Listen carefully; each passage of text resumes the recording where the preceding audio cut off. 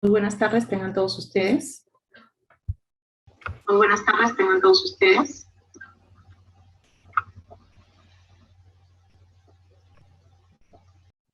Mi nombre es Rosa Sancavera y soy coordinadora institucional en representación de COE Capacitaciones CFOIS Ingeniería y Construcción, bajo la dirección del ingeniero César Puentes Ortiz y en mérito de nuestro convenio con el Colegio de Ingenieros del Perú, Consejo Nacional. Es grato para todo el equipo profesional contar con su presencia y darles la bienvenida a nuestra clase especializada en el tema de evaluación moderna de pavimentos flexibles, rígidos, con fines de rehabilitación y mantenimiento periódico. En la realidad de nuestro país, una de las grandes brechas por cubrir está asociada a la infraestructura vial, y de lograrlo se contribuirá con la conectividad terrestre, impulsando el desarrollo económico y social, lográndose así mejorar la calidad de vida de la población.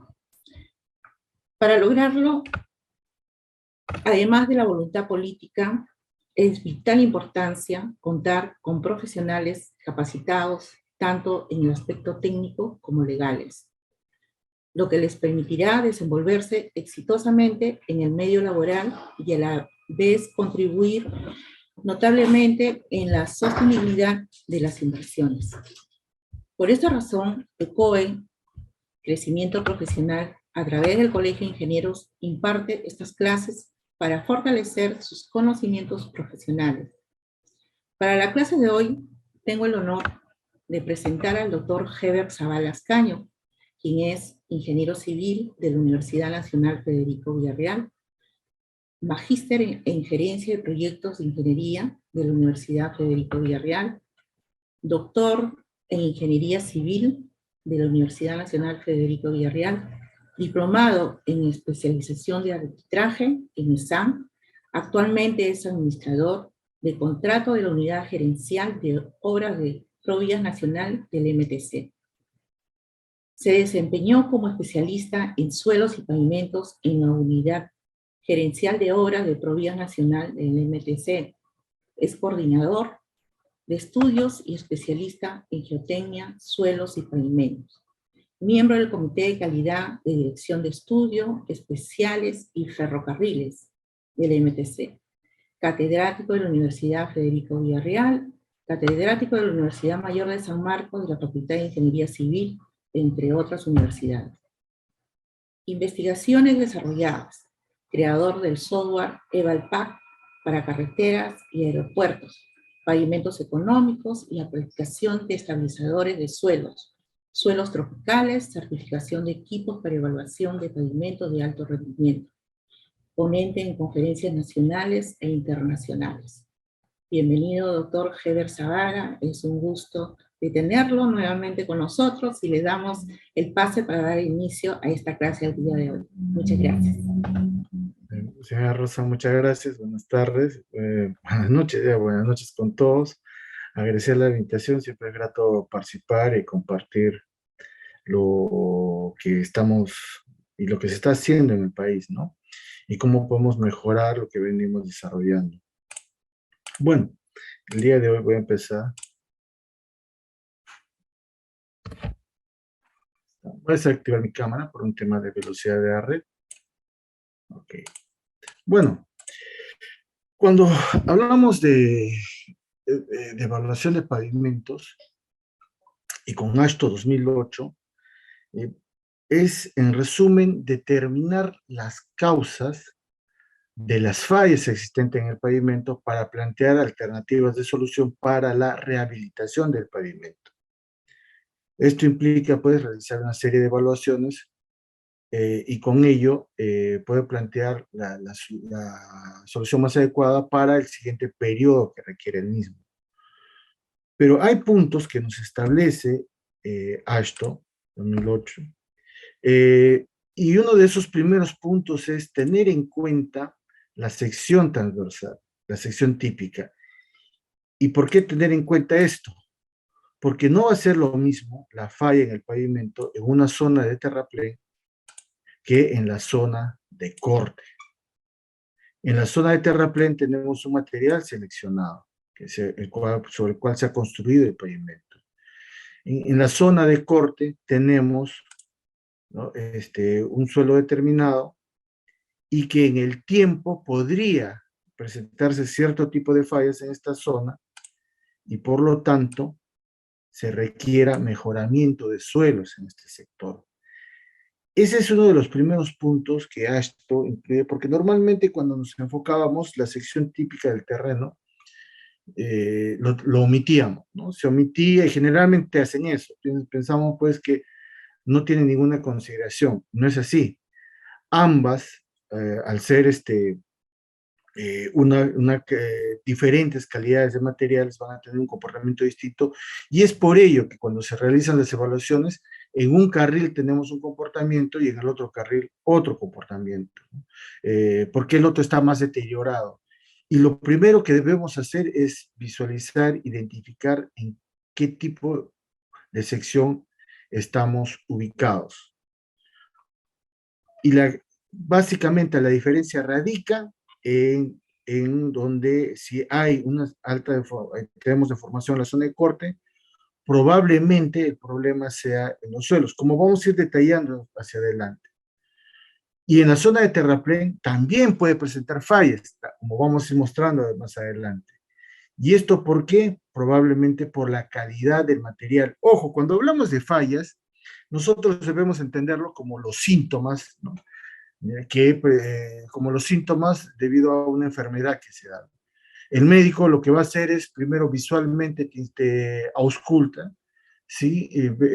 Te verifica los síntomas que tienes y en función de ello va a plantear las mediciones que se requieren para poder determinar la causa de tu enfermedad, por ende diagnostica, al diagnosticar determina la causa y por lo tanto planteará un tratamiento. Para el ingeniero, una alternativa de solución. Y este es el primer punto que tenemos que tener en cuenta. Si bien una carretera, una vez que se ha construido, va a presentar, va a tener un cierto desempeño, pero este desempeño está acompañado de la subrasante. Y eso involucra tanto a la zona de terraplén como a la zona de corte. Y aquí ponemos tres secciones típicas. Aquí ponemos tres secciones típicas donde tenemos un corte cerrado,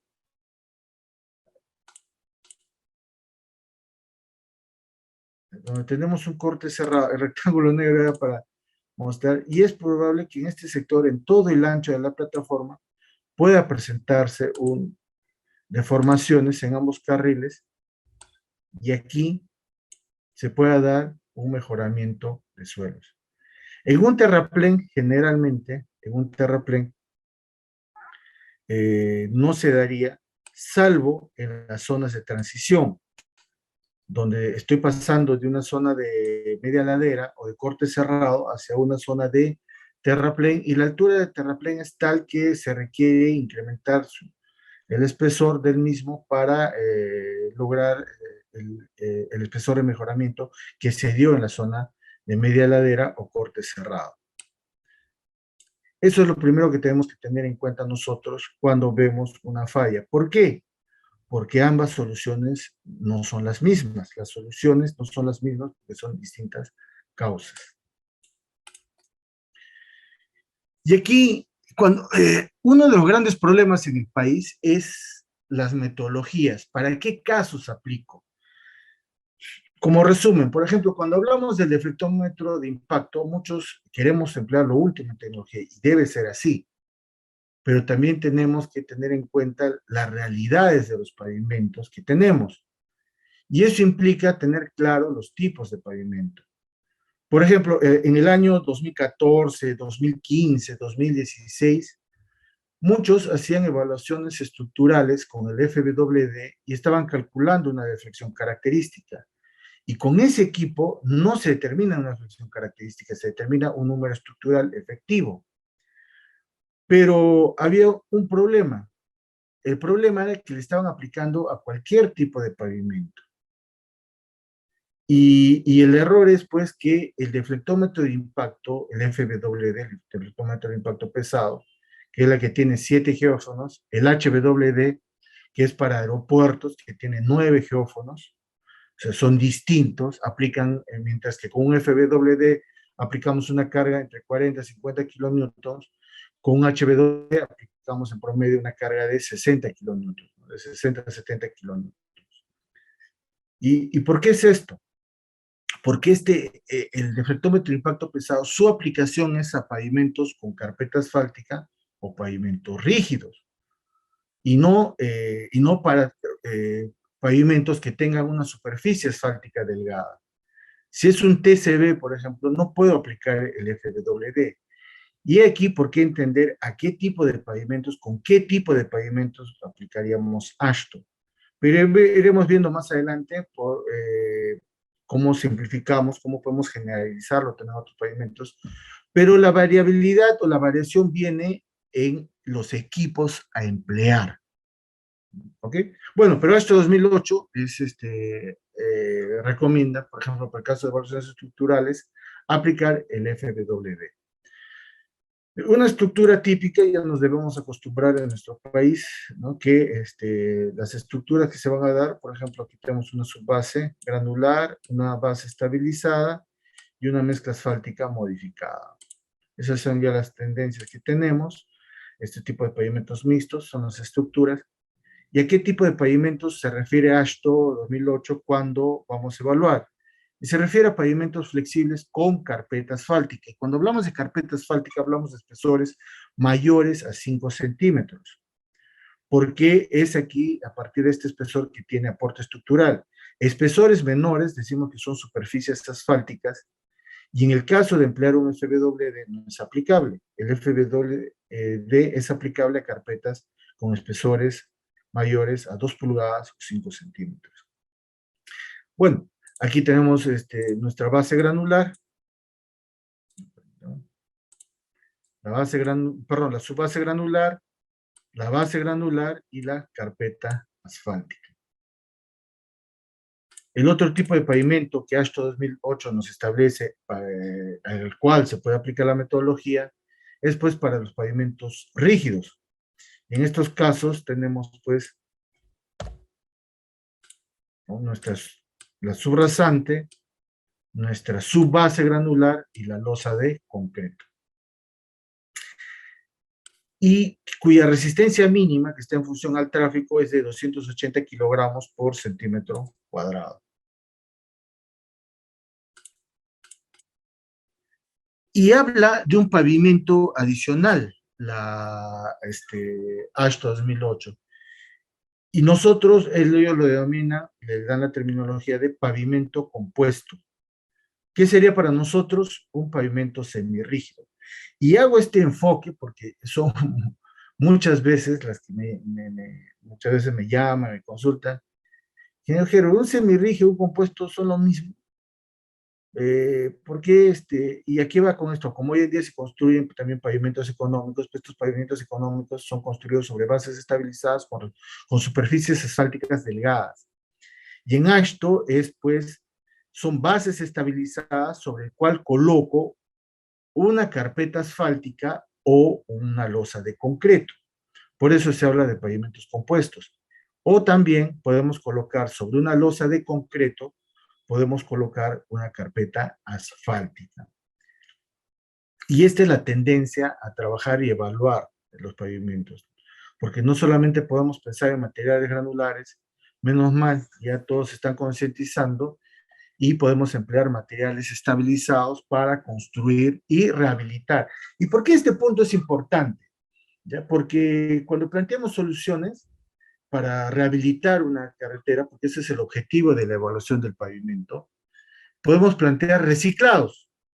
Y cuando reciclamos ese material que existe, porque que está sobre que el pavimento existente, podemos reciclarlo y aplicar estabilizaciones, asfalto espumado, emulsión asfáltica, cemento Portland, aditivos químicos, etc. Podemos aplicar esos tipos de estabilizaciones y colocar una nueva carpeta asfáltica o una losa de concreto sobre esa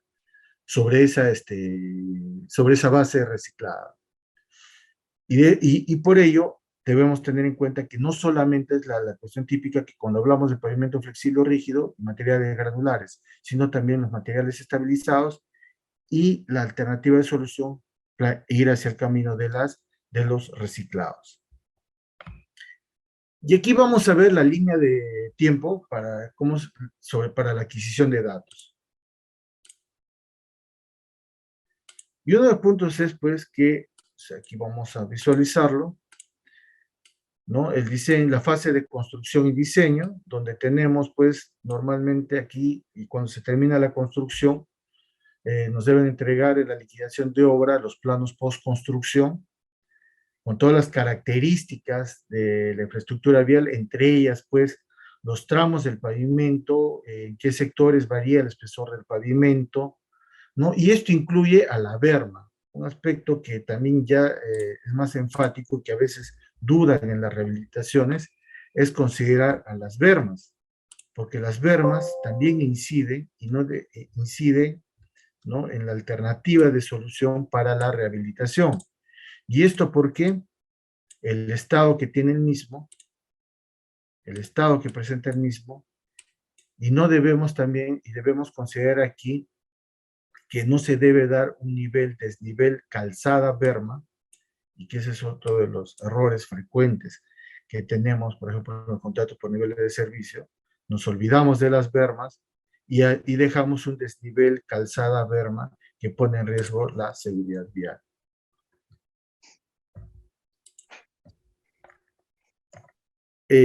Cuando está en servicio el pavimento, la carretera, una vez que se apertura al tráfico, aperturamos al tráfico, viene pues la etapa de puesta en servicio del pavimento. ¿Y eso qué implica? Adquisición de información, la gestión del pavimento, la gestión vial. Y es pues ir haciendo relevamiento de fallas, la ejecución de los ensayos no destructivos como las deflexiones, medir el perfil longitudinal para determinar la rugosidad, la fricción, resistencia de deslizamiento con el péndulo TRL.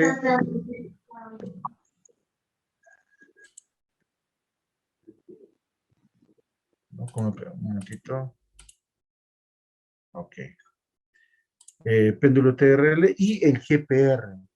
Normalmente, cuando se realizan las evaluaciones, todos estamos contentos con relevamiento de fallas, con evaluación estructural y con la medición de rugosidad, pero no.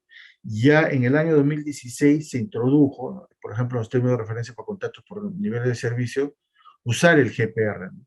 Lamentablemente, y el péndulo, el TRRL. Pero lamentablemente, a veces lo que sucede es la capacidad de nuestros ingenieros de aprender a aprender, y esto se aplicó a 3, 4 proyectos, ¿no? ¿Y por qué hacíamos esto? Porque justamente estos equipos nos complementan a evaluar las características tanto de la estructura del pavimento como de la subrasante. Entonces tenemos información que nos permite dar mayores ajustes, poder prever cuál es el comportamiento, establecer, determinar cuál es la situación actual, ¿no? Con tener una mayor confiabilidad en la toma de decisión sobre cuál es la condición actual del pavimento y también de la subrasante, y con ello plantear las alternativas de solución que se requieran. Cuando se rehabilita una carretera, un pavimento, tenemos que tener en cuenta que no solamente es a la estructura del pavimento, sino que tendremos que hacer en ciertas secciones de la carretera hacer intervenciones como mejoramiento de suelos. Y el punto es, ¿qué tipo de solución para mejoramiento de suelos se va a plantear? O si estoy en la zona de terraplén y la falla no es en el pavimento, sino en la zona se debe a que la calidad del material del terraplén era deficiente y por lo tanto se ha presentado fallas en el pavimento. No es como todo problema, una enfermedad, el síntoma siempre es superficial. Y no significa que yo vea una grieta en la losa de concreto o en la carpeta asfáltica, significa que es el pavimento el que está fallando. Si abajo está mal, el terraplén está mal, o el material o el suelo de la subrasante está mal, simplemente esto se refleja. Y mientras no solucione ese problema, va a continuar, ¿no? La rehabilitación no va a ser la correcta. Y el otro punto es evaluar la evolución del tráfico. Ya el tema de ejes equivalentes está estamos un poco desfasados en ese aspecto. Aquí aplicamos lo que denominamos las espectro de cargas, ¿no? Y hay otros métodos más donde me permiten ser más coherentes con los vehículos pesados. Al final, cuando diseñamos o planteamos una rehabilitación de pavimento que afecta a la estructura del pavimento, al comportamiento del sistema de pavimento subrasante, es pues los vehículos pesados. Y determinar el porcentaje de los mismos, representarlos, porque son distintas configuraciones, se refleja mejor con el espectro de carga. Y esto proyectamos para el siguiente periodo que requerimos. Bueno, en esta etapa tenemos la data histórica, ¿no?, que vamos obteniendo durante cada año, en el cual está en servicio el pavimento, y llegamos pues a la etapa de evaluar el pavimento. Toda esta información que se ha adquirido pues nos va a servir para plantear la alternativa de rehabilitación, la fase de rehabilitación. ¿Y qué vamos a hacer aquí? Vamos a plantear los diseños factibles. ¿Cuáles son los diseños factibles para este tipo de vía? ¿Cuáles son las propiedades de los materiales en el lugar? ¿Y cuáles van a ser los parámetros de construcción? Con la información que hemos recopilado durante la etapa de gestión vial del pavimento.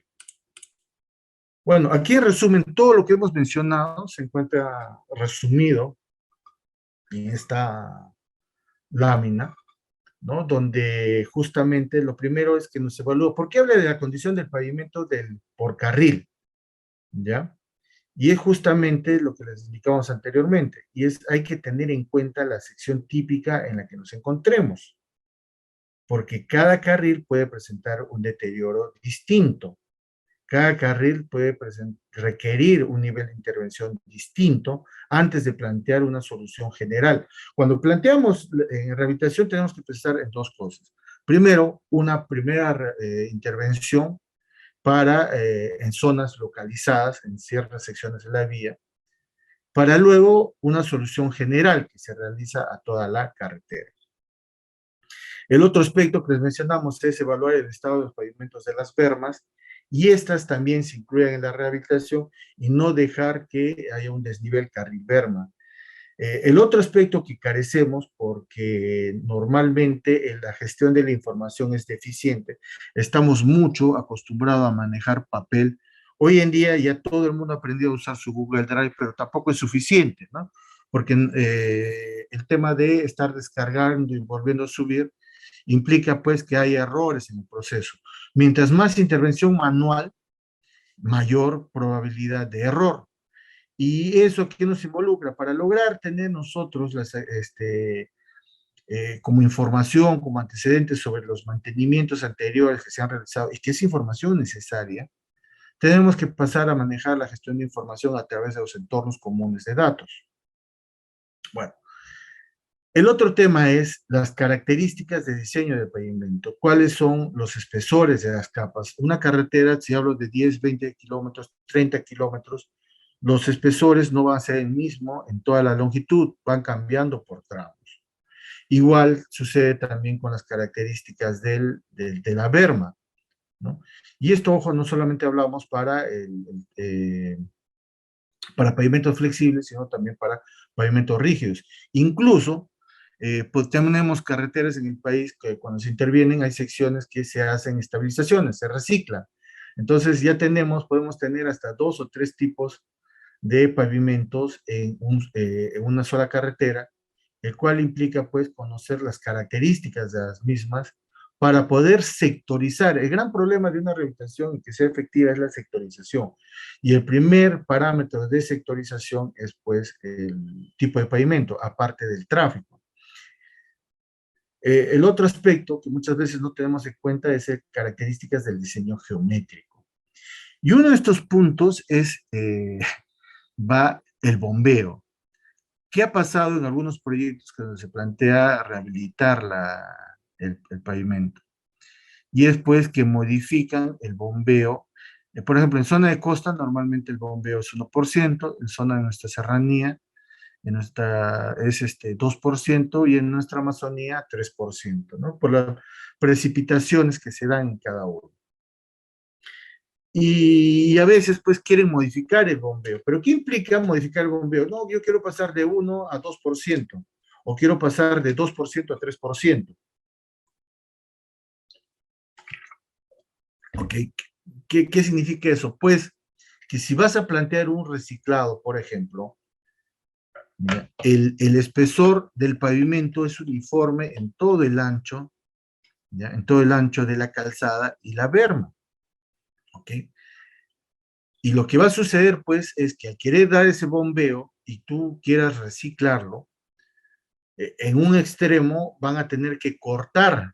Y lo que va a suceder es, pues, que al centro de la calzada vas a tener el espesor requerido y hacia los extremos el espesor se va a reducir.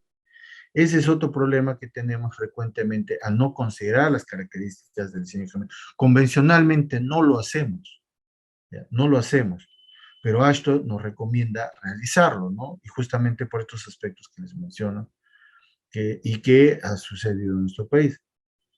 El otro gran problema es, si bien analizamos los materiales de la estructura del pavimento y de la subrasante, el problema es su continuidad, porque tomamos muestras y normalmente, pues, como hacemos ensayos no destructivos de flexiones, el PCI, que es la evaluación superficial, rugosidad, ¿no? Y en función de ello planteamos dónde vamos a hacer nuestro muestreo, pero no tenemos la continuidad del material, ¿no? Entonces hacemos en zonas de buen comportamiento y en zonas de mal comportamiento. Pero lo mejor es, pues, tener las propiedades de estos materiales de manera continua, ¿no? Para ello entra ahí a tallar el GPR, que es el georradar de penetración, cuya finalidad es, pues, darme, no solamente, porque algunos lo confunden, para espesores, no solamente es para espesor de la estructura del pavimento o de la subrasante, sino también me da la calidad de los materiales en la estructura del pavimento y en la subrasante. Y eso me permite, pues, contrastar con las otras evaluaciones y poder determinar si se requiere una intervención más profunda o solamente es suficiente con los reciclados. Y cuando una vía ya está en buen comportamiento, se incrementa el tráfico y tenemos que tener en cuenta aquí el volumen de tráfico y cargas. ¿Qué tipo de vehículos están pasando a través de él? Y la incidencia del mismo para poder proyectar.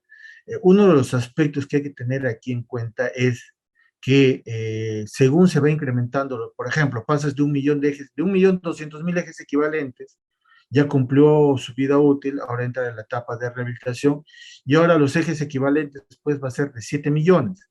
Mientras que para 1 millón probablemente tenías 2,5 pulgadas, 3 pulgadas de espesor de carpeta asfáltica, para 7 millones probablemente vas a tener que tener 4 pulgadas de espesor.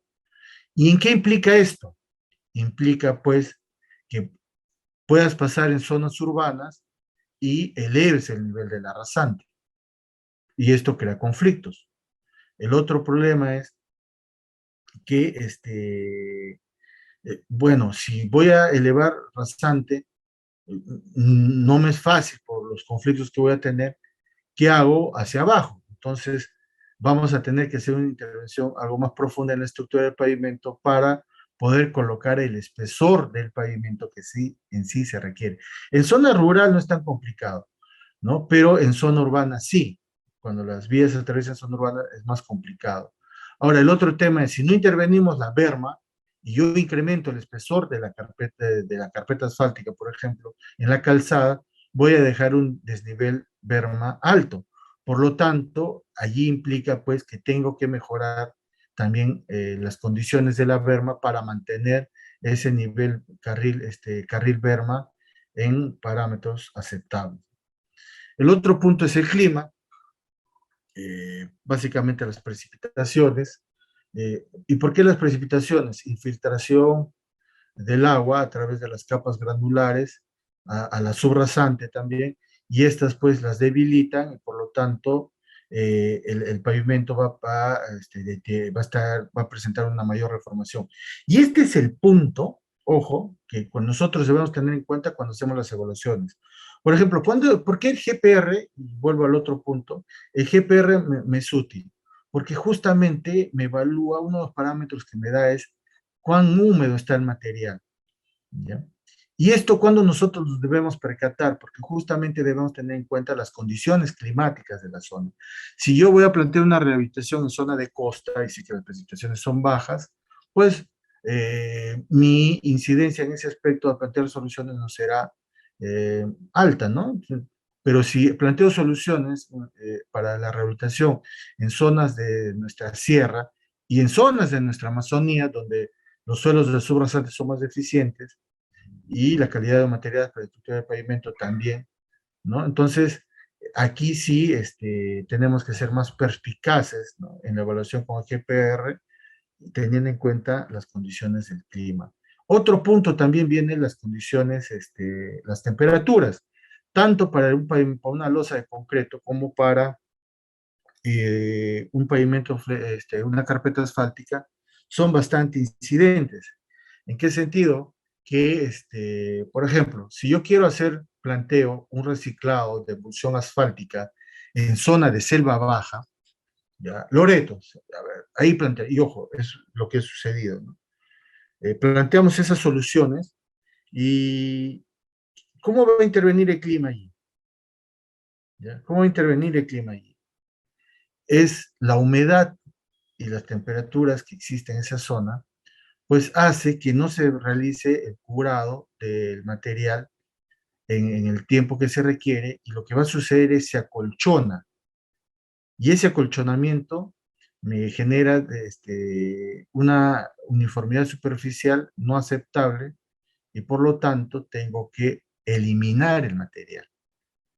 ¿Okay? Es en esos aspectos que nosotros debemos tener en consideración el clima.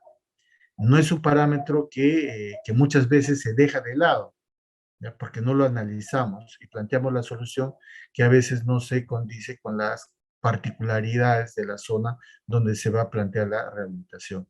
Entre otros factores misceláneos, pues es otro tema que a veces no lo vemos, pero sí que es incidente, y son el tema de los servicios públicos, ¿no? A veces vamos a hacer una intervención más profunda, mejoramiento de suelos, y es en zona urbana, y podemos afectar la fibra óptica, podemos afectar las tuberías de agua, desagüe, ¿no?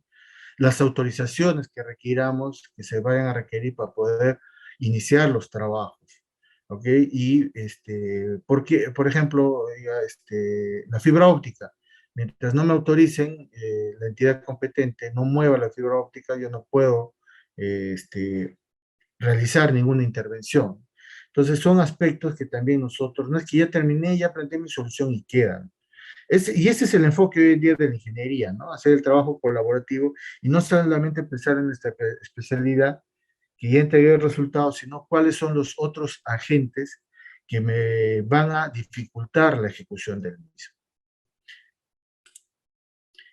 Otro punto que nos habla Ashton, ¿ya?, es sobre el subdrenaje. ¿Y por qué es esto? Vamos a ver aquí una secuencia de varias imágenes. A veces lo damos por hecho, y está el drenaje y punto. Pero ¿por qué es su necesidad del mismo? Vamos a verlo aquí. Se dan las precipitaciones, llueve, ¿no? Y el agua va hacia nuestra cuneta, o, esa es en la zona de corte, o en la zona de terraplén, va hacia el pie del talud del terraplén, ¿sí? El terraplén también es un sistema de drenaje. Bueno, el agua que va hacia la cuneta, luego va hacia la alcantarilla para alejarlo del prisma vial. ¿Okay? Llega hacia la zanja de recolección y el agua se aleja del prisma vial. Y eso es uno de los aspectos que buscamos. A veces, cuando se ha construido una carretera, en primera instancia, pues no se ha detectado todas las zonas donde o se ha diseñado el drenaje, pero no es suficiente para todas las zonas. Y eso hay que tenerlo en cuenta cuando se hace la rehabilitación, cuando se hace la evaluación del pavimento con fines de rehabilitación. ¿Y qué va a suceder? Aquí les voy a poner, este es, por ejemplo, ¿no?, una construcción virtual y cómo trabaja la cuneta y lleva el agua hacia la alcantarilla para que a través del mismo salga, ¿no? Pero, por ejemplo, este es un pavimento. construido en una zona de orografía tipo 1, y el concepto que manejamos, no, ya queremos que dure el pavimento, pero aquí no existe drenaje. Y cuando han hecho el diseño, lo han hecho pues con un coeficiente de drenaje 1, como si tuviese un buen drenaje. Y el drenaje tiene que ver básicamente en cuánto más, qué espesor ponemos. Y aquí en este lugar, pues, si tenemos este tipo de orografía, lo mejor es plantear un terraplén. Y eso lo podemos hacer en la rehabilitación, identificar este tipo de zonas y plantear un terraplén para elevarnos y luego sobre ese terraplén colocar la estructura del pavimento. Pero ingeniero, eso me parece que es un pavimento, ya, vamos a verlo con losa de concreto. ¿Ya? Mira, esta es otra zona, ¿okay? Con el tema del drenaje. Ojo, 3 meses deteriorado. ¿Ya? 3 meses deteriorado. Y aquí vamos a ver con pavimento rígido.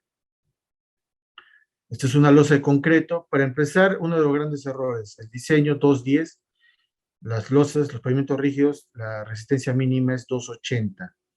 Y tiene que ver con el tema, por el tema de desgaste.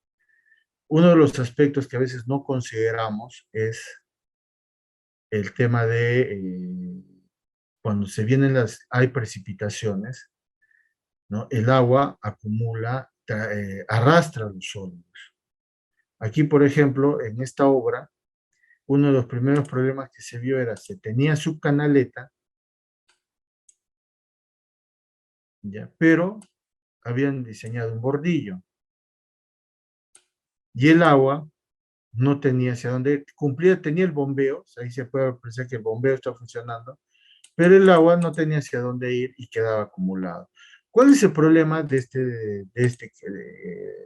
que la calzada actúe como un canal? Pues lo que va a suceder es que hay arrastre de materiales. Y estos materiales, pues, van a ser un agente abrasivo.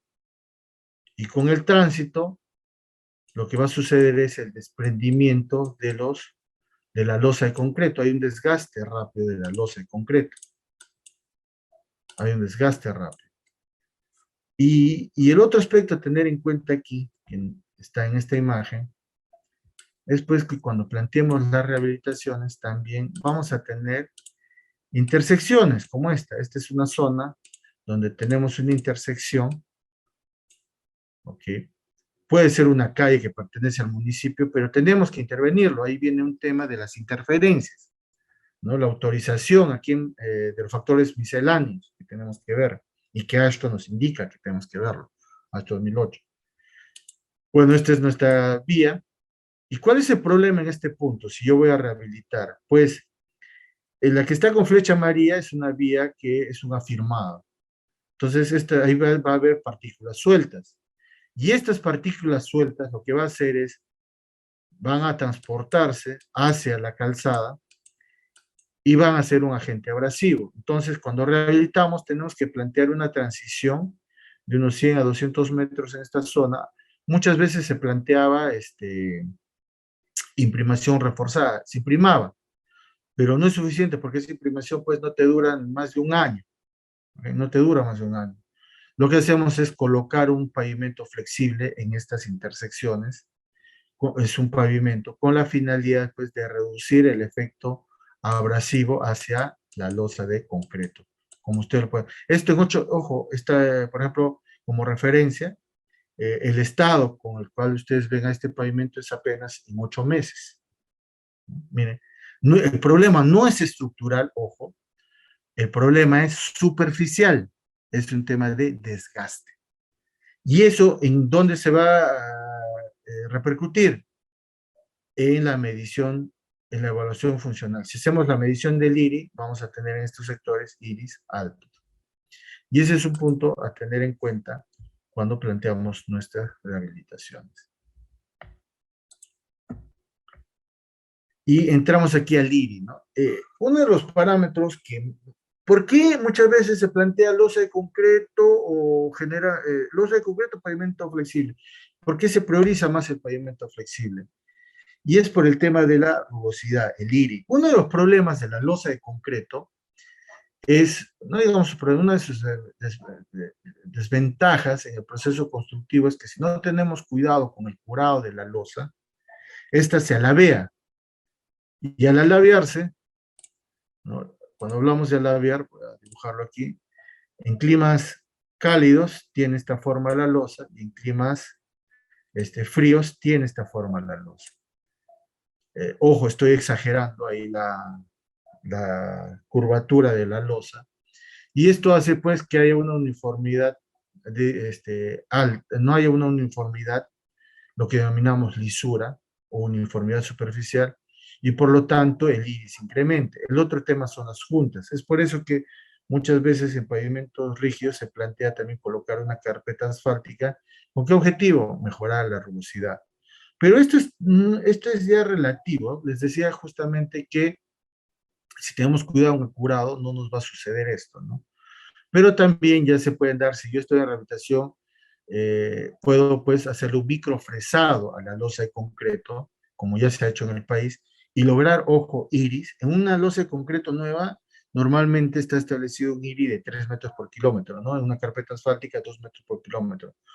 Pero si yo realizo el microfresado, podemos hablar pues de iris de 1.5, 1.6, ¿no? Y estas mediciones que les menciono es con perfilómetro láser.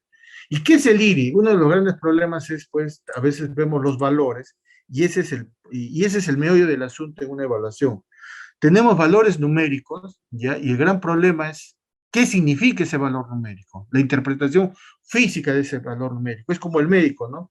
Te manda a sacar análisis de sangre o de orina, él ve los valores, interpreta y sabe con eso cuál es la causa de tu enfermedad y por lo tanto ya diagnostica y te plantea el tratamiento. Igual es el ingeniero.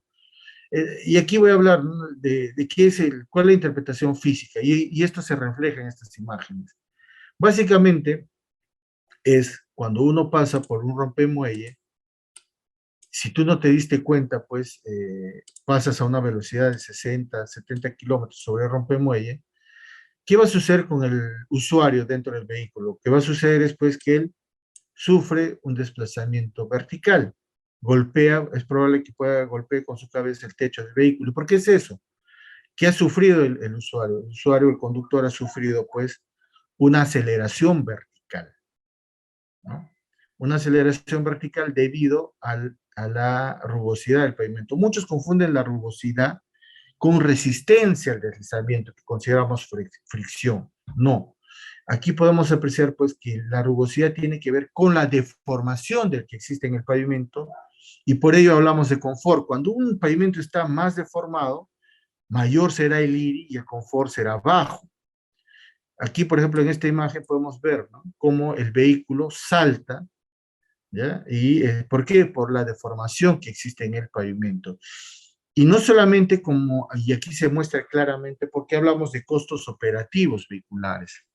Y es cómo afecta, cuando una vía tiene un IRI alto, cómo afecta a, a los vehículos, ¿no? En su deterioro. También si yo tengo iris altos, pues las velocidades son bajas y por lo tanto el consumo de combustible es mayor. Por ende, en ese aspecto es la consideración del IRI y por qué medirlo. Y esta evaluación, ¿qué solución puedo plantear? Entre las soluciones que podemos plantear para rehabilitación, pues, a ver, estructuralmente, vamos a ponernos así optimistas, ¿eh? Estructuralmente, pues, está funcionando y todavía vemos, pues, que tiene para 10 años más. Y porque el tráfico, probablemente porque el tráfico no se ha incrementado significativamente, entonces la estructura es suficiente. Entonces, estructuralmente está ok, superficialmente no hay mucho deterioro, pero sí la rugosidad está en 2.8 metros por kilómetro. Entonces, lo que se podría hacer, ¿qué alternativa de rehabilitación se puede plantear para los siguientes 10 años? Un fresado y volver a recapar, ¿no? ¿Por qué? Solamente estoy solucionando un problema de rugosidad. Y es por ello, y ojo, y aquí sí quiero ser claro por qué entro en este tema, porque cuando hablamos de tecnologías, y esto no solamente sucede en nuestro país, también a nivel latinoamericano, algunos quieren reemplazar la medición por, por los celulares. Y aquí les voy a mostrar qué significa medir el IRI, ¿no? Hemos hablado de las deformaciones. Una de las formas de medir el IRI es pues con nivel y mira, y en ambas huellas, y en ambas huellas. Se miden, el usuario siente el confort por ambas huellas. Hacemos nuestro perfil longitudinal de ambas huellas y calculamos el IRI. ¿Qué estamos midiendo aquí? Niveles. Eso es, y ojo, cuando medimos con nivel de, y mira, lo hacemos a la centésima de milímetro. ¿Ya? La precisión que manejamos. Pero sucede pues que hay quienes quieren reemplazar, ¿no?, una app, una aplicación de celular, y dicen, ¿no?, lo pongo en mi bolsillo de mi camisa, el celular, voy en el vehículo y voy a medir el IRI. ¿Qué nos muestra eso? Pues que hay un claro desconocimiento de lo que significa este parámetro, el nivel de precisión que requerimos para medirlo, y por lo tanto, muchas veces son los que toman decisiones. Y aunado a eso, que haya profesionales que no los orienten adecuadamente, no los sustenten adecuadamente, por qué ese aplicativo no funciona, simplemente no es útil, no es aplicable, como referencia, tal vez, pero si voy a hacer un trabajo de ingeniería, simplemente no es práctico. Pero ¿por qué el nivel de mira no se usa convencionalmente? Porque es de bajo rendimiento, me sirve como patrón para calibrar o validar equipos de alto rendimiento. Y cuando hablamos de equipos de alto rendimiento, hablamos de los perfilómetros láser, por ejemplo. Con este vehículo, pues de 80 kilómetros, 3 pasadas por carril, lo puedo hacer un solo día. Y este perfilómetro, los láser, están en ambas huellas. Hay equipos que están midiendo una sola huella. Eso no sirve, ¿ok? Nos inducen a mucho error. Nos adaptamos, pero lamentablemente se están usando. Y a veces se acepta más por desconocimiento, porque la medición debe ser de manera simultánea. Este es otro equipo tipo respuesta, ¿no? Este es un equipo tipo respuesta, PAM Integrator. El de la derecha es el equipo que les mencioné, Rugometer 3, el popular Rugometer 3. Pero de esto deberíamos tener dos. ¿Por qué? Porque se instala solamente en un lado del neumático, cuando se debería instalar en ambos. La ventaja del equipo del PAM Integrator es que se monta al eje. Entonces, esa es la gran desventaja de este equipo, y que muchas veces, ¿no?, y que se está usando en varias mediciones en nuestro país. Bueno, hemos hablado de adquisición de data, ¿ya?, ¿no?, durante el periodo de servicio. Y el gran problema es que se adquiere mucha información como parte de la gestión vial hasta antes de llegar a la evaluación del pavimento, y no se analiza esta información. Y aquí les mostramos, pues, cómo va evolucionando el IRI en el tiempo y cómo se realiza la sectorización. Siempre sectorizamos, porque el comportamiento del pavimento de toda la carretera no va a ser la misma. Por ejemplo, aquí les voy a mostrar tres desempeños IRI, PCI y deflexiones en el tiempo, y vamos a ir identificando, pues, qué tramos se van a ir incrementando su deterioro en un menor plazo, ¿no? Por ejemplo, tenemos aquí una carretera, ojo, esta carretera de 10 kilómetros, y miren los tramos. Por ejemplo, tenemos por leyenda, aquí lo podemos ver, el sector 3, que son estas, miren, el IRI se ha incrementado con respecto a los otros dos tramos, mucho más, es más alto en un corto plazo, en 2 años, mientras que el IRI en el tramo, vamos a ponerle en el sector 2, pues ha ido de manera constante, ¿no? ¿Ya? Una línea recta. El otro del sector 1, que parecía el más optimista, o sea, que parecía, ojo, miren a la importancia de hacer una adecuada gestión vial, ¿no? Vemos pues que empieza abajo, pero sin embargo vamos viendo que en el tiempo y le supera al tramo 1, ¿no?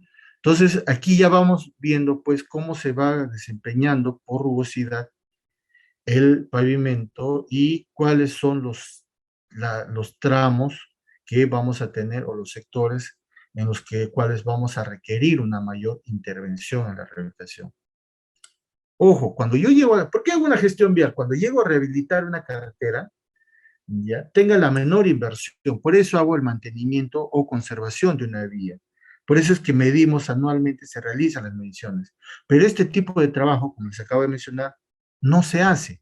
Tienen la información y simplemente se tienen los números y no se sabe qué hacer con él.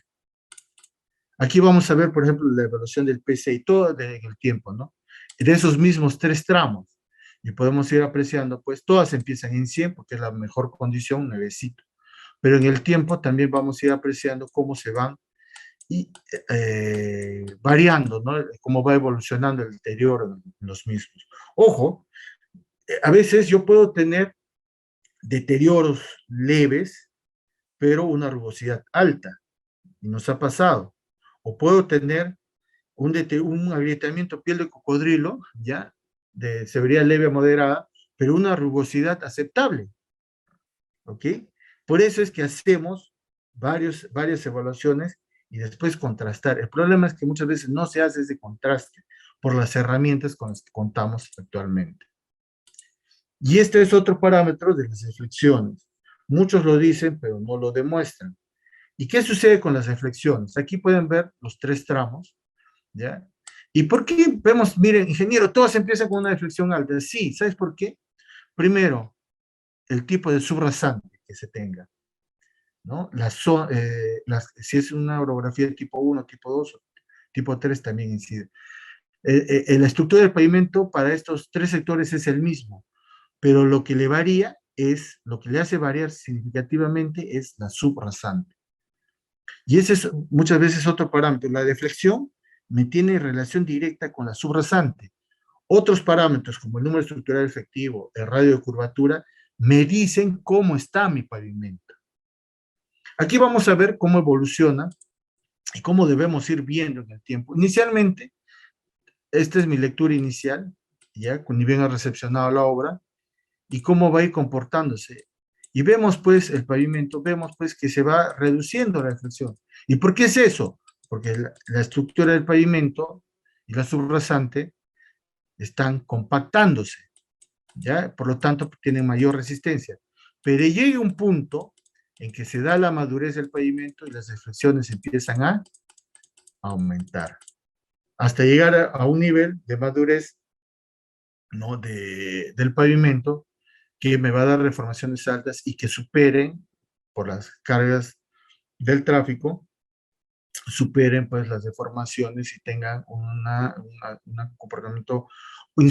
Al final, cuando hago una evaluación estructural, busco 2 cosas, o suficiencia estructural o insuficiencia estructural. Van a cambiar las metodologías, ¿ya? Van a variar, pero esos 2 aspectos es lo que tengo que yo ver siempre cuando hago una evaluación estructural. Suficiencia o insuficiencia estructural. Bueno, aquí un caso práctico les vamos a mostrar. ¿Qué es lo primero que yo tengo que ver en una carretera? Primero, los tipos de pavimento. Aquí, por ejemplo, sectorizamos, ¿no? Un tramo, ahí están las progresivas, del kilómetro 15 al 27, carpeta asfáltica, lo denominamos sector 1. Sector 2, que es un tratamiento superficial bicapa. Ojo, miren, ¿no?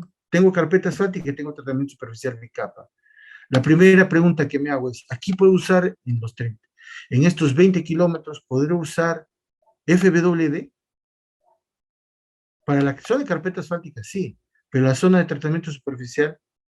Ahora, otro aspecto que vamos a ir viendo y que hemos ido hablando adelante. Miren, ¿ah? Aquí la falla está en una zona es un terraplén. Miren, este fisuramiento también es una zona de terraplén, una sección de terraplén, una sección típica. Miren, las fallas son parecidas. Ojo, estas imágenes son de Perú, ¿ya? Y aquí lo que viene, ¿no? Aquí el problema es, oiga, el problema es en la estructura del pavimento. A veces, no, la carpeta asfáltica ha fallado. No, pues, no, ¿cómo te puedes mandar de esa manera? Primero mira, ¿ya? ¿En qué sección está? Si estoy en un terraplén, mira, puede ser ojo, estoy hablando de un material de buenas características, por lo tanto, oiga, es un buen material de subrasante, entonces puede ser en la estructura en la estructura del pavimento. Aquí tengo también terraplén, ¿no? Está fisurado. ¿Ya? Pero ojo, no es definitivamente, ¿no? Tengo un buen material como subrasante, entonces puede ser la estructura del pavimento. Pero ¿saben qué sucede? Y eso es lo que lo mostramos cuando hacemos el curso. Este tipo de fallas generalmente se da, y hay que entender el patrón de fallas, ¿ya? porque a veces el material que se coloca como terraplén no es el adecuado, y cuando empiezan a transitar los vehículos, estos materiales se acomodan y se generan esas fallas. ¿Ya? Entonces, ¿qué les quiero decir con esto? Definitivamente, muchas veces, mientras no hemos analizado, hecho las evaluaciones no destructivas y las prospecciones de campo requeridas, simplemente no podemos decir facilistamente que el problema es en la carpeta asfáltica o en la estructura del pavimento. Hay que ir hacia abajo, porque si no, no hemos solucionado el problema y nuestra rehabilitación va a ser deficiente.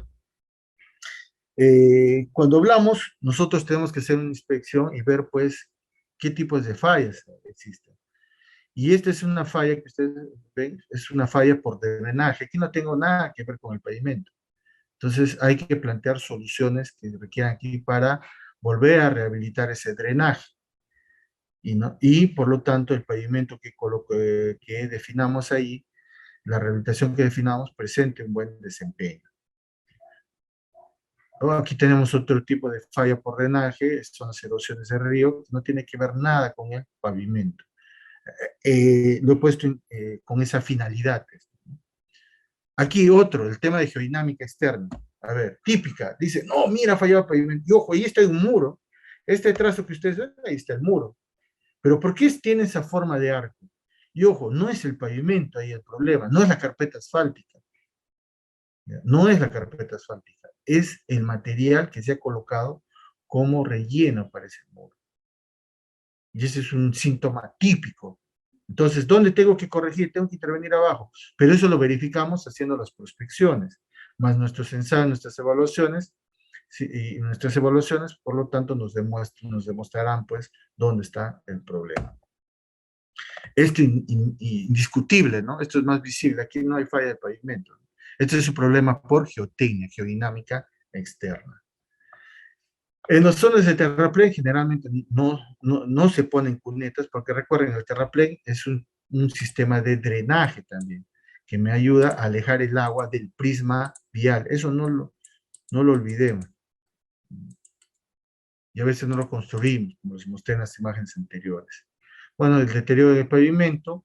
Uno de los aspectos que nosotros tenemos que hacer es una evaluación preliminar y evaluar, pues, si hay un patrón de fallas, porque no toda la carretera va a presentar el mismo deterioro. Entonces, por sectores vamos a tener un patrón de fallas. Cuando vemos un patrón de fallas, pues es posible que sea por el pavimento.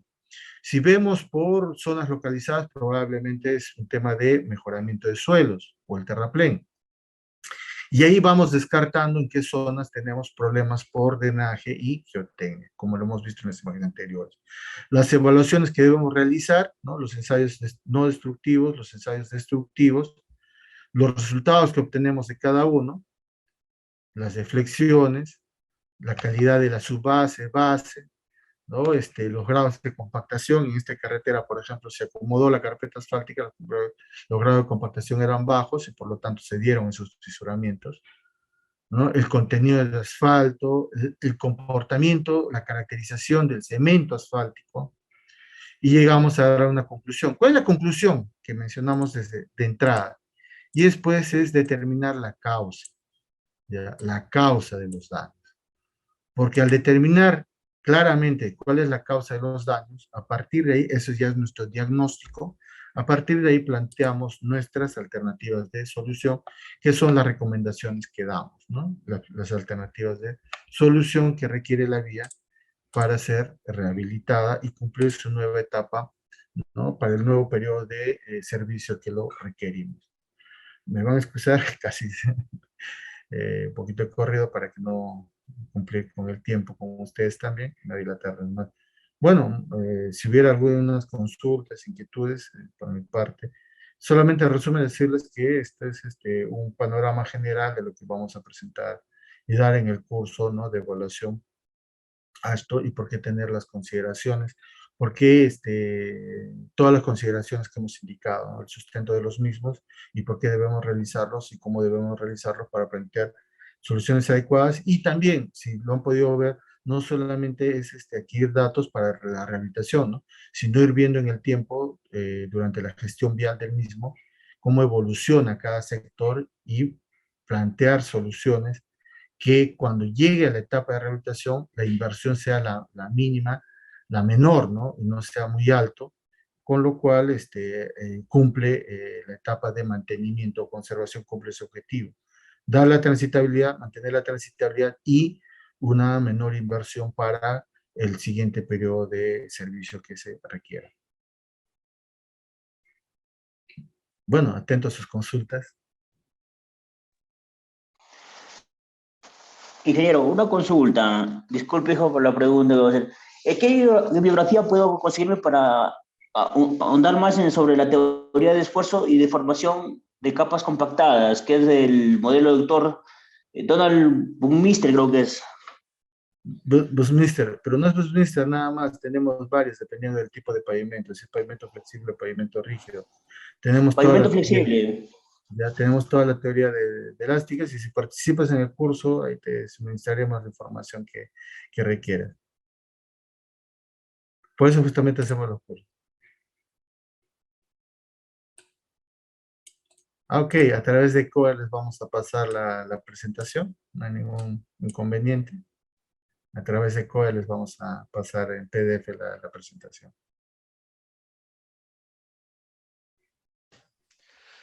Buenas noches, una consultita, ingeniero. No sé si me escucha.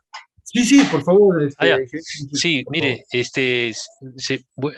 voy a estar en una obra donde se va a construir un pavimento en Costa, ya, en zona de Pisco. Y bueno, lo que veo en el pavimento, en el diseño, es que no le han considerado la berma, ¿no? ¿La berma siempre tiene que ir o es que depende del tipo de clima? O por ejemplo, ¿no? Que cuando en clima de sierra o de selva, ¿no? A ver, una inquietud, la carretera es de 2 carriles, entiendo, ¿sí? Sí, es de dos Ya. carriles, pero es dentro de una planta, ¿no? Dentro de una planta, ¿no? Donde se va a una planta grande. No es no es en zona, es un privado, entiendo, en un área Sí, determinada. sí, es un privado. Ya, Donde entran, hay tráfico de camiones, cisterna para gas, ¿no? ok. Bueno, si normalmente cuando se hace el diseño de la carretera se considera las bermas por el confinamiento que se da en el mismo, ¿no? ¿Ya? Pero si es en zona de plantas, se puede manejar con sardineles, entonces es el que le ayuda a dar el confinamiento. Esa es un poco la particularidad que se van manejando cuando se construyen o rehabilitan carreteras, ¿no? Ah, ok, perfecto. O sea, la berma cumple el confinamiento, es precisamente para confinamiento, igual que el sardinel, seguramente. Exacto, así es, ¿no? Por eso es que en vías urbanas normalmente no se pone, se debería considerar la berma, pero al no tener más espacio, el que da la función de confinamiento es el sardinel. Ah, ok. Muchas gracias. No, aquí, ingeniero, para eso estamos. A ver, hay unas preguntas en el chat. Ya, ¿cuál es el método? El ingeniero Mundaca nos dice, ¿cuál método es más eficiente, el Marshall o el Super Pave? Y si se tocara el tema también sobre mezclas asfálticas, SMA, ¿cómo lo define? A ver, deberíamos ir, no es que deberíamos, debemos emplear el Super Pave. ¿Y por qué el Super Pave? Yeah. Por el tema, uno de los grandes problemas cuando hablamos de pavimentos flexibles es el envejecimiento del cemento asfáltico. Y el envejecimiento del cemento asfáltico se da en 2 momentos. Uno de los principales momentos es cuando se elabora la mezcla asfáltica en caliente, porque superamos pues los 140 grados centígrados, 150 grados centígrados. Esto está en función de la dureza del cemento asfáltico. En cambio, Superpave me permite pues simular esto y va a más extremos. Primero me simula el envejecimiento del cemento asfáltico para la elaboración de la mezcla, y también me simula, ya, al final de su vida útil, cuando cumpla su periodo de servicio, el envejecimiento, que no se ve en la metodología actual.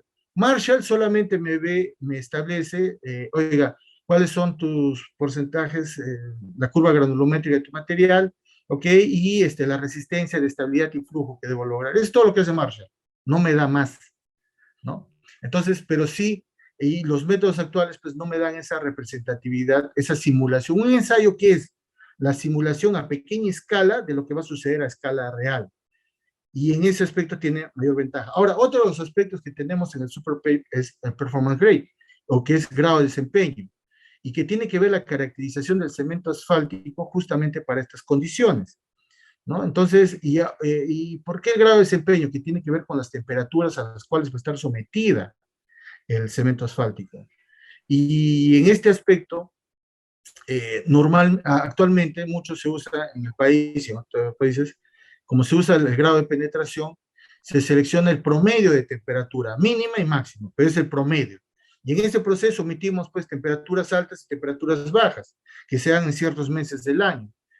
Y en esos meses los vehículos siguen transitando y por lo tanto el parámetro que se ve aquí es la susceptibilidad térmica y por ende es que pueden fallan, ¿no? Fallan los pavimentos flexibles, las carpetas asfálticas se pueden agüellar o agrietar por estas condiciones, ¿no? Entonces, el SuperPave debe aplicarse, pero lamentablemente no se adquieren los equipos, ¿no? Incluso ya ni siquiera deberíamos usar Marshall. Por ejemplo, yo trabajo con un laboratorio donde empleamos pues el compactador giratorio y usamos la rueda de Hamburgo. ¿Y cuál es la diferencia entre tú puedes hacer un diseño Marshall y verificarlo en la rueda de Hamburgo? Se huella, ¿no? Entonces la tendencia es ir a lograr mezclas asfálticas con un mayor porcentaje de grava y arena chancada. Y vemos pues cuando hacemos el ensayo de rueda de Hamburgo, lo que sucede es pues, que se presentan menores deformaciones, ¿no? Cumplen en los ciclos que se requieren. En cuanto al Mastic Asphalt, o conocido comúnmente como SMA, el que el suscrito pues planteó en algunos proyectos en consultorías, ¿no? Planteó el SMA, pero lamentablemente existen pues estos revisores que no dicen, ¿cómo va a pasar la mezcla asfáltica densa un SMA? Debo mantener lo mismo, ¿no? Y a veces son los que tanto critican que se debe mejorar, pero cuando tienen la oportunidad de mejorar, son los primeros en resistir. ¿Y por qué? Miedo, ¿no? Entonces el SMA es por ejemplo, para zonas de altura, estupendo. Me presento un mejor cuerpo. ¿Y por qué en zonas de altura? Porque tengo materiales, ¿no? Tengo materiales y por lo tanto un Stomastic Asphalt presenta un mejor desempeño, ¿no? Y en el país ya tenemos laboratorios, ¿no? que podemos evaluar el mismo. Espero haber atendido tu consulta, ingeniero Mundaca. Sobre el tema, sí lo tratamos, ¿no? Lo tratamos, pero a nivel de ingeniería, a nivel de detalle de los ensayos, bueno, planteamos otros cursos, ¿no? Que muy pronto verán que están saliendo en nuestros medios. El ingeniero Robert nos dice, una consulta en mantenimiento de pavimentos de carpeta asfáltica con fresado y colocación. ¿Cuántos años debe durar el mantenimiento? Ya, mira, lo que sucede en los pavimentos flexibles es que cuando se hace una construcción nueva, se hace por etapas. Primero, el primer espesor de carpeta asfáltica es para 10 años y el segundo espesor para llegar de los 10 a los 20 años. Si yo voy a fresarlo es porque necesito corregir, no hay un problema estructural, todo está ok, entonces si voy a fresar es para corregir esa carpeta asfáltica y le añadiré un espesor adicional para cumplir el periodo de servicio. Normalmente este periodo de servicio es de 10 años. Pero, te digo, te lo manifiesto, que se han empezado en 2015-2016, ¿no? Fue un tema de discusión que yo decía, podemos plantear para 10 años, pero en contratos por nivel de servicio se han ido manejando para 5 años. Y esto, por ejemplo, yo he diseñado y se han construido mis diseños. Base estabilizada con emulsión, por ejemplo, y con una carpeta asfáltica, y en un plazo, pues, habíamos diseñado para 5 años. Ojo, pero cuando hicimos los controles para la recepción de la obra, la medición de reflexión, yo dije, oiga, esto está para 10 años, ¿no? Y ojo, era una base estabilizada, era una de las primeras bases negras, ¿ya? ¿Y por qué se logró esa base negra? Porque aparte habíamos reciclado el RAP, la carpeta asfáltica existente, que tenía cemento asfáltico, más el porcentaje de cemento asfáltico de la emulsión asfáltica, era una base negra, y esto era un espesor de 15 centímetros, y ojo, le dio un comportamiento estructural excelente, ¿no? Han pasado 6 años que ahorita vamos a atender esa consulta. Y bueno, ahí está, no presenta ese sector, hay un sector que lo hizo una empresa grande por contrato de nivel de servicio y en el que entramos nosotros como mantenimiento quedó un mejor desempeño, ¿no?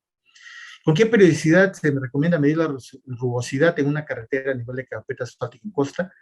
En costa, sierra o selva, lo deberíamos hacer anualmente. Es suficiente. Pero, si yo quisiera ver cómo varía significativamente, lo haría después del periodo de lluvias.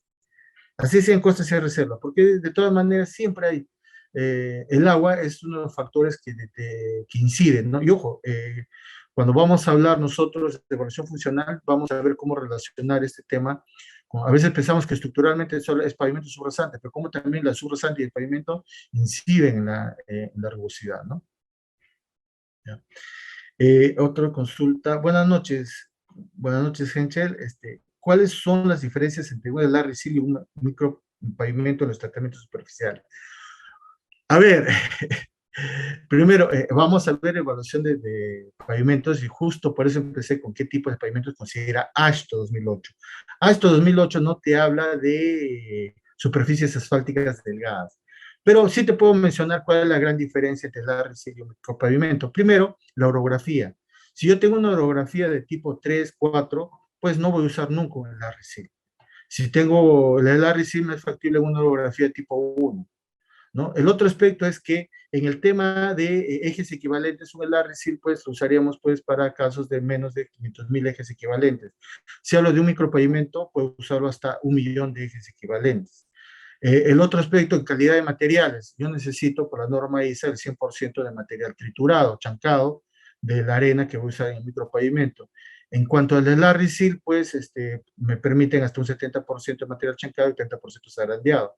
Y ojo, hay cuando uno caracteriza ya el LRC, hay un ensayo que me define el desgaste, porque al final en esto es el desgaste el que incide significativamente. Ya si te he hablado de ejes equivalentes, si te he hablado de orografías por el tema del desgaste. Y uno de los ensayos que me define, ojo, las granulometrías pueden ser las mismas para ambos casos, pero el ensayo de Sher and Rack es el que sí se hace para micropavimento y ese que me representa de mejores características, me representa el desgaste, ¿no? Y es tan bajísimo que un LRC no cumple, ¿ok? Entonces, espero haber atendido tu consulta.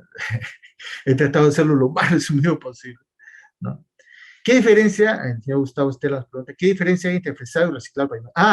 Es que el fresado solamente, y esto lo vamos a ver en evaluación, porque recuerden, la evaluación de un pavimento básicamente tiene que ver con la rehabilitación, ¿no? Y yo puedo usar solamente corregir la carpeta asfáltica o hasta la estructura del pavimento o hasta el subrasante, ¿no? A nivel del subrasante siempre va a ser localizado, pero hay que saberlo determinar. Entonces esto lo vamos a ver en el curso. Y el fresado básicamente es la intervención a nivel de carpeta asfáltica, siempre va a quedar un residuo. Y el reciclado es que voy a fabricar, vamos a crear, vamos a colocar, producir una nueva base estabilizada con el material que proviene de la carpeta asfáltica más la base granular y o si queremos lograr un espesor mayor con la subbase granular también. Pero en el país generalmente se ha reciclado carpeta y base granular. Cuando indica base estabilizada, es algo similar al suelo cemento, ¿cómo se verifica su resistencia? Bueno, cuando hablamos de bases estabilizadas, y por eso hablamos de pavimentos compuestos, que así lo denomina AASHTO 2008, nosotros, nuestra normativa lo denominamos pavimentos semirígidos, y es estabilizados con cemento, cal o asfalto. Y las resistencias para cada uno varían, ¿no? Para un material estabilizado con emulsión asfáltica, tu Marshall, ¿no? Un Marshall modificado, estabilidad, y estabilidad seca y estabilidad saturada. Para suelo cemento, pues, es tu resistencia y humedecimiento secado. Muchos se quedan con el tema de resistencia y no hacen el humedecimiento secado. Eso invalida, al no hacer ese ensayo, invalida el ensayo de suelo cemento. Y bueno, y ahí explicaremos otras consideraciones más. A ver, Robert me dice, si en el mantenimiento superficial de una vía se tiene piel de cocodrilos en áreas que representan 6% de toda la vía, pero el supervisor dijo que todo estaba mal, tan solo tomando briquetas de la carpeta asfáltica en solo esos sectores, ya sea a lo que te refieres, Robert, sí, sí. A mí me ha pasado con la Contraloría. A ver, voy a terminar de leer y comentarte, ¿no? Comentarte. Y hasta ahora no quiso pagar por los resultados negativos. ¿Es posible generalizar eso? Además, ya han pasado 4 años de eso y está en arbitraje y dice el supervisor que tomará muestras de acuerdo a la norma, 200 metros cuadrados. La consulta es si es válido los resultados toda vez el tiempo transcurrido, 4 o 5 años. Pues mira, a ver, para empezar es una barbaridad. A ver, te lo voy a resumir en términos de medicina. Es como, a ver, ¿qué es el acné? ¿Ya? A todos alguna vez nos salió un granito, 2 granitos en el rostro, ¿sí? Si me sale 1 o 2 granitos, pues es un tema normal, ¿sí? Que no voy a decir pues es una enfermedad cutánea, pero si agarra y todo el rostro se me llena de granitos, ¿no? Ahí sí tengo un problema dermatológico. Y si recuerdan en la presentación que les mostré, debe existir un patrón de fallas, ¿ya? Y el patrón de fallas se da en toda la carretera, no se da en zonas localizadas. Por ejemplo, a mí me pasó el caso con la Contraloría, ¿ya? Contraloría fue y dijo, la carretera, deficiencia de proceso constructivo, y fue llevando a mis colegas del laboratorio del MTC. Y yo ya estaba en Provías Nacional. Wow, dije, ¿no? Vamos a ver la carretera, dije, vamos a ver al paciente, tenemos que hacer un recorrido. Yo la verdad esperaba ver la carretera pues hecho un caos, ¿no? Dije, y justo detecté lo que tú me acabas de indicar. Hicimos la evaluación de la carretera y el 0.6% presentaba fisuras. El 0.01% era piel de cocodrilo, una área pequeña que se solucionaba con parchado, pero eran zonas localizadas. Entonces, aquí viene, y si estás en un arbitraje, saber hacer una evaluación, ¿ya? Saber una evaluación. Y si el supervisor ha presentado su pericia, hay muchas formas de refutarlo, y eso lo vas a poder aprender en el curso que tenemos. Porque, ojo, si modestamente tengo algo, yo he trabajado en peritajes y he ganado varios, ¿no? Y si algo he aprendido es que cuando enseño, el enfoque no solamente es darlo para una condición, sino ese conocimiento que tenemos, saberlo darlos a distintas aplicaciones. Y como perito que he sido, y también actualmente me desempeño, les damos ese enfoque, ¿no? Jesús, gracias, Jesús. El asfalto, ¿con qué temperatura lleve a la carpeta y qué puede suceder si no se coloca con la temperatura indicada? Bueno, mira, para eso hay mucho más, para tener esa consulta sí está buena, ¿ya? Pero básicamente, cuando uno va a construir carpeta asfáltica, tiene que hacer su carta de viscosidad. Si no haces carta de viscosidad, en la carta de viscosidad se determina la temperatura mínima de producción de la mezcla asfáltica y la temperatura mínima de compactación. ¿Por qué cuidamos la temperatura mínima de compactación? Porque la mezcla asfáltica en caliente va a continuar. Los siguientes 10, 20 años se va a seguir construyendo con carpeta asfáltica en caliente. ¿Por qué? Porque justamente al lograr compactar sobre esa temperatura mínima que se determina con la carta de viscosidad, no hay una receta. Por eso es que hacemos estos ensayos. ¿Ok? No se lograría la resistencia requerida. Tendrías mayor porcentaje de vacíos y por ende, en esta etapa, en el periodo de servicio, se da también el envejecimiento del cemento asfáltico. Se puede colocar con riego de impregnación, un asfalto cortado para adherir un micro sobre una base estabilizada con emulsión asfáltica. Sí, o sea, hay que aplicar a ver, si lograste una base asfáltica negra, puedes usar riego de liga, ¿ya? Y ojo, bueno, en el curso yo presento justamente mis briquetas, ¿no? Que con riego de liga, pero sobre una base asfáltica negra. Por lo demás, sí requerimos una imprimación. Bueno, agradezco sus consultas, la verdad he tratado de resumirlas, pero esto es lo que hacemos durante todo el curso y atender las consultas. Sabemos que vienen siempre como profesionales que son por casos, ¿no? Y también tener el enfoque para poder hacer mejor las cosas que hacemos, ¿no? Quien les habla modestamente trata y hemos tratado siempre de aportar en avances y todo lo que les menciono, por ejemplo, lo implementé en 2015, 2016, 2017 en los términos de referencia para los contratos por nivel de servicio, ¿no? Y muchas aclaraciones ahí porque para hacer mejor la ingeniería. Siempre nos quedamos cortos, pero siempre tenemos que seguir mejorando. Bueno, muchas gracias, agradezco a todos sus saludos y sus consultas muy interesantes, ¿no? Y permiten a uno, bueno, pues tratar de ser sintético y mostrarles lo que con ECOE tratamos de hacer, ¿no? Difundir el conocimiento. El gran problema es la aplicación de conocimiento y llevarlo a un caso práctico. Ese es el gran problema. Y si ustedes tienen sus casos prácticos, no tenemos ningún inconveniente de analizarlo con ustedes mismos y plantear la solución en ello.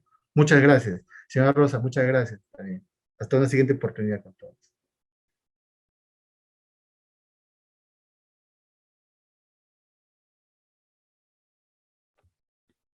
Muchas gracias. Muchas gracias, ingeniero Heber Zavala Ascaño, por su excelente exposición. Gracias por impartir una vez más su conocimiento y experiencia profesional. Asimismo, agradecemos a todos ustedes por haber participado en esta clase del día de hoy.